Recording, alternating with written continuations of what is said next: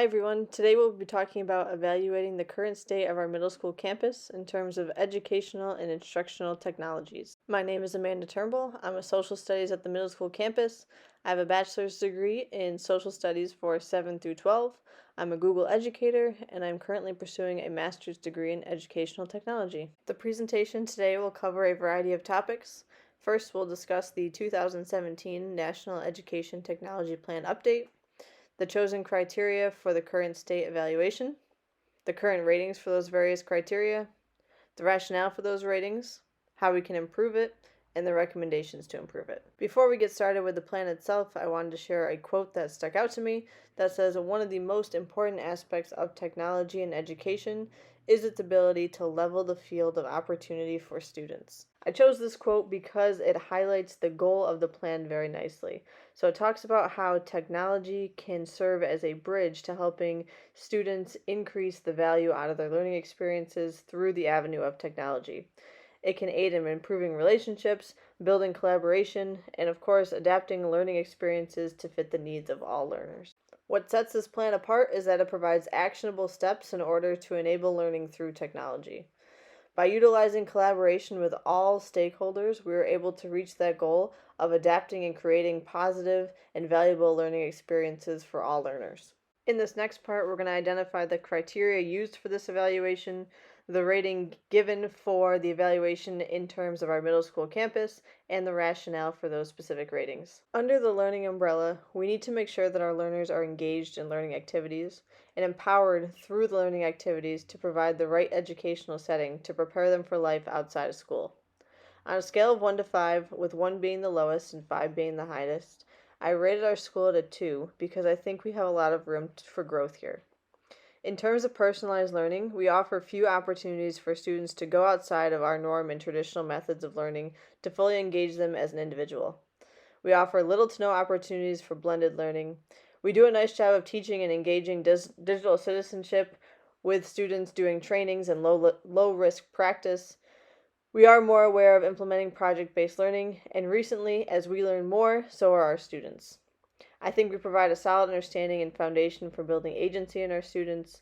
So overall, I would encompass our learning factor as a 2 with lots of room for growth. For the teaching factor, I feel that we create an authentic learning experience for our students where they are placed in the context of their content. I think a great example of this could be the 7th graders participating in Creek Week this week, where they were testing the water quality of local creeks around the school.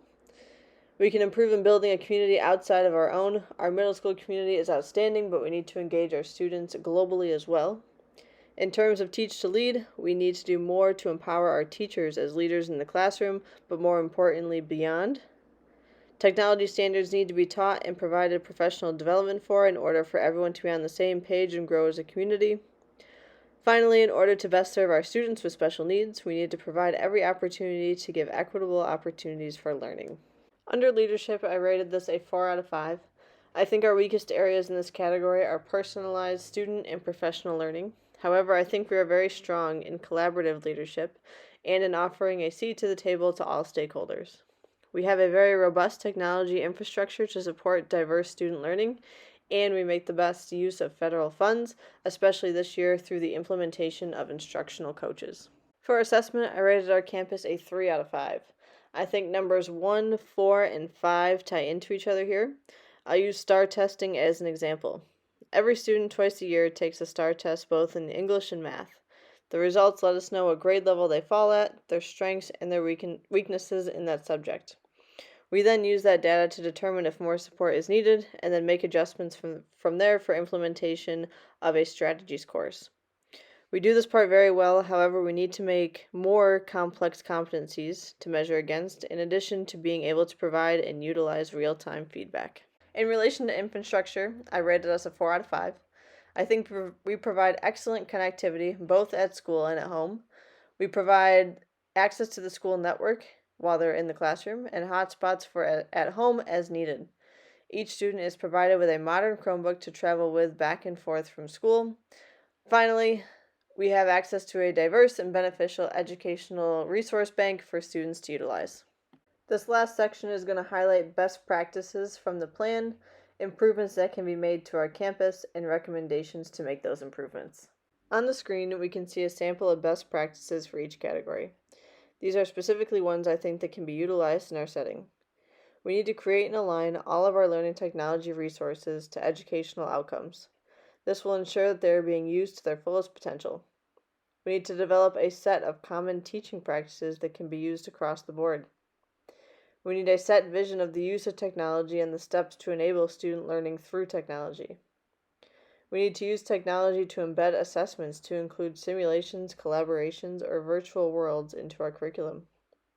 And we need to draft plans for infrastructure concerns and upgrades. Overall, I think our school setting has a solid foundation for implementing educational technologies. However, I think there are two areas that need the most improvement. First being under assessment, with embedding assessment technologies such as simulations, collaborations, or virtual worlds into our curriculum. And second, on the teaching end, developing a common set of teaching competencies across the board.